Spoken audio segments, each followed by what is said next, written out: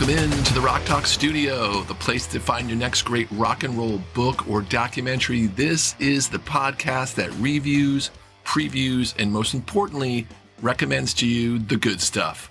Like today's movie, the first ever movie reviewed on the Rock Talk Studio podcast, but this one is so good and it's really near and dear to my heart. I'm going to be talking today about the Bob Dylan biopic, A Complete Unknown. I'm your host, Big Rick. Join me for an exclusive look into what's hitting the shelves and the screens, and get ready to rock your reading and viewing list.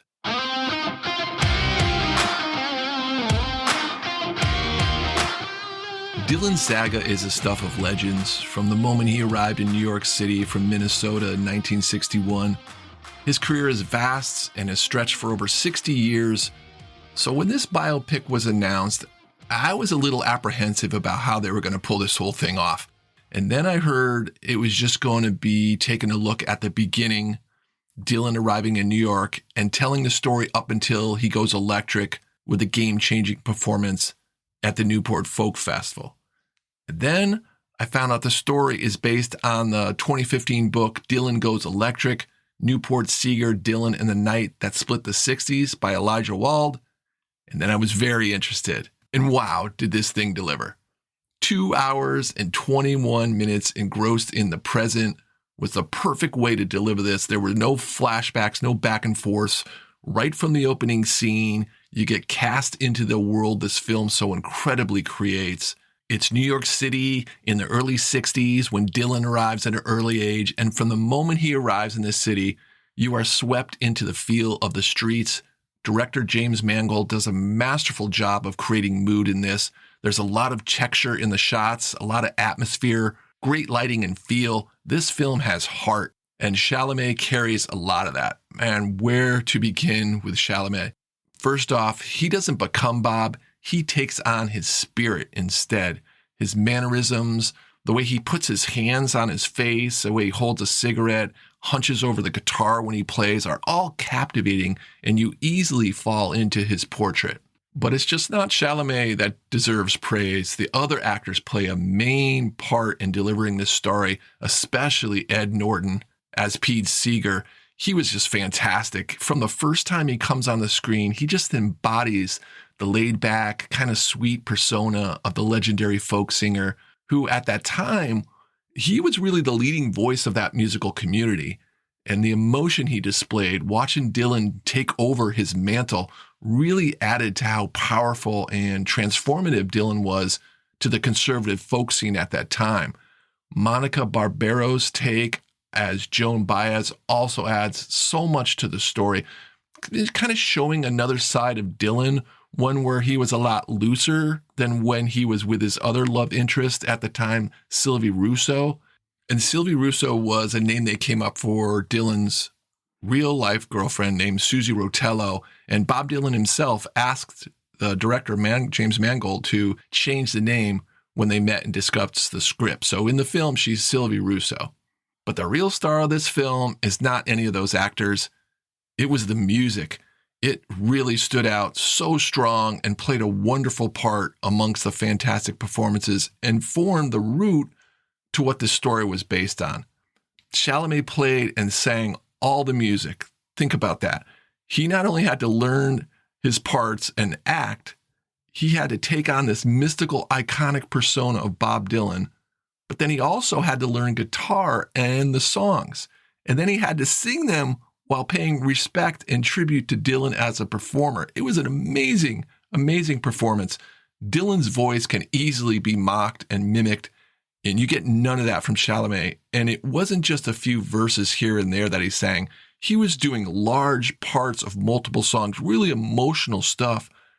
That was probably the only time in the film where I kind of stepped out of it for a moment. I just couldn't believe how transforming Chalamet's performances of these songs were. They really took me aback. This film is not a historical, accurate portrayal of what happened. I wanted to mention that. There are dates and times that are off. Certain people in certain places really didn't appear that way. There was some liberty taken to tell this story, and I think the historical stuff would only really matter to serious Dylan fans, those who have spent time studying his work. And I wouldn't call myself a Dylan expert, but I do know a lot about him, and I've studied his music for over 40 years. So did it bother me when I saw things that they kind of took liberty with? Not really. The overall movie is too good and it sucks you in so well that it just couldn't sway me. Even though a few things didn't happen, that didn't really matter.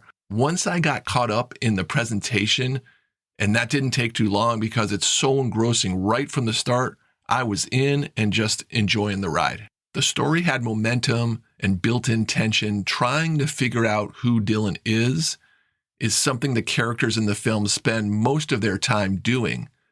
What are his motivations, his dreams? Who are you? He's asked in the film. And that is how this movie works so well. You're left with questions about Bob Dylan. And that is Bob Dylan. And you can see in this movie, that is who he has always been, a complex enigma. And the movie does a great job of capturing the essence of Dylan and all that was spinning around him culturally, physically, emotionally, and personally in this early period of his life. And not only how that affected him, but how it affected the people around him. So much happened in such a short period of time, especially this meteoric leap as a songwriter, that no one could understand it. They tried, and I guess we all do with Bob Dylan. The Complete Unknown manages to capture Dylan's creative restlessness while telling a story that keeps you engrossed in the performances. It's a magical film that was done right. One that was obviously done with a lot of attention to getting it right. Chalamet is incredible and delivers a performance that deserves all the accolades he's getting. A Complete Unknown runs 2 hours and 20 minutes, and it's directed masterfully by James Mangold. Okay, Big Rick, if this movie was so good, why, after listening to your last few podcasts, the top 10 books of 2024 and the Rock Talk Studio Podcast Awards for 24, why wasn't this movie on any of those lists, and why didn't it win any awards? And that is a great question, and one I had to take a look at, and one I have an answer for you coming up after the break. As I enter the third year of offering up, very happily and truly blessed, I might add, recommendations on new rock and roll books and docs on this podcast, I've been able to grow my relationships with different authors and publishing houses. This is really cool because they are now helping me stay on top of anything new coming out, which in turn I can pass along to you in the form of the podcast and the monthly newsletter. Another place where I can provide more value to you is being able to give away free copies of some of these great books I'm talking about.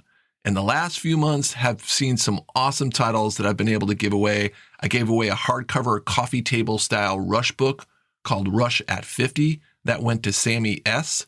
And then I gave away Robin Hitchcock's tremendous, funny, and just witty memoir, 1967, How I Got There and Why I Never Left. And that went to Art B.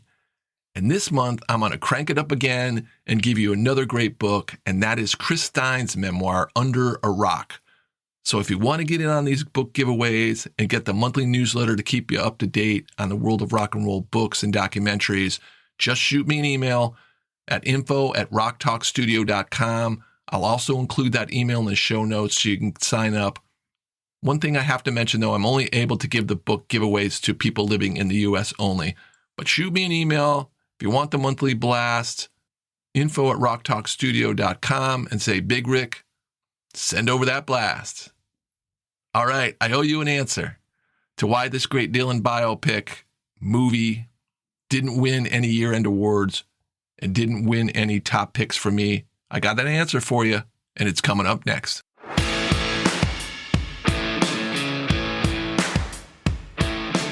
So here's the scoop on A Complete Unknown. It came out on Christmas Day, 12/25. And that is like pushing it right up to the end of the year. And I record and put these shows together, usually 2 to 3 weeks, sometimes a month in advance. The end of the year shows really take a while to formulate and get right. And I did that show and released it on December 17th. So I didn't see the Dylan film till I think it was the 1st of January. And that's it.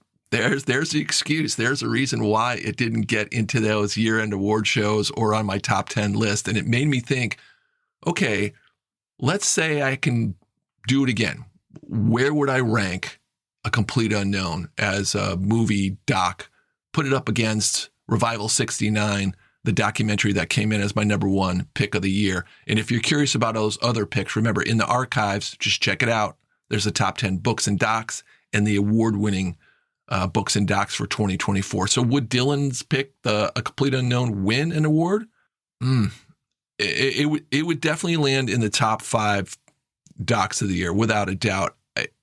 2 or 3, or maybe even number 1.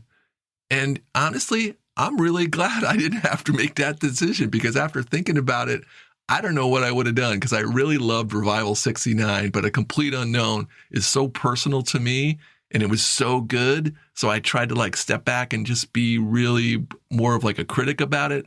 Really, I think the way I looked at it is, it was not a documentary in any way. It wasn't meant to be a documentary. It was meant to be a movie, and it was put together very well as a movie. Revival 69, on the other hand, was a documentary of the concert in Toronto in 69 when John Lennon played for the first time without the Beatles. That was documenting that time. So kind of two different things here. I do lump documentaries and movies in together on the show just to make it easier when I talk about recommendations and what to check out. So when it comes right down to it, Revival 69, the best rock and roll documentary of 2024, A Complete Unknown, the best rock and roll movie of 2024.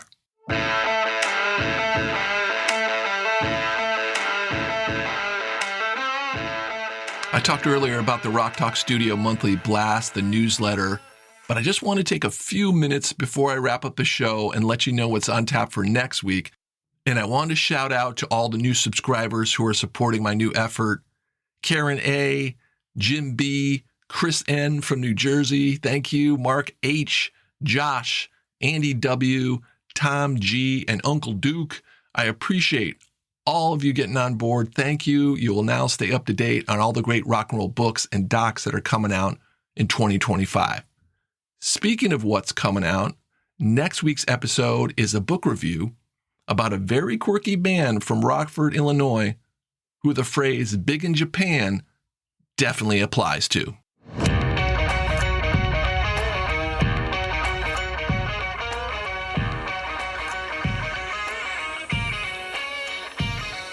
Thanks for tuning in, everybody. Love talking rock and roll and being able to give you the scoop on a title I think is worth your time and money. If you want to get in on that free book, I'm giving it away this month, and that book is Chris Stein's memoir, Chris Stein of Blondie. Just drop me an email to enter. All right, folks, tear it down, pack it up, and head on down the road. We'll see you next time in the Rock Talk Studio.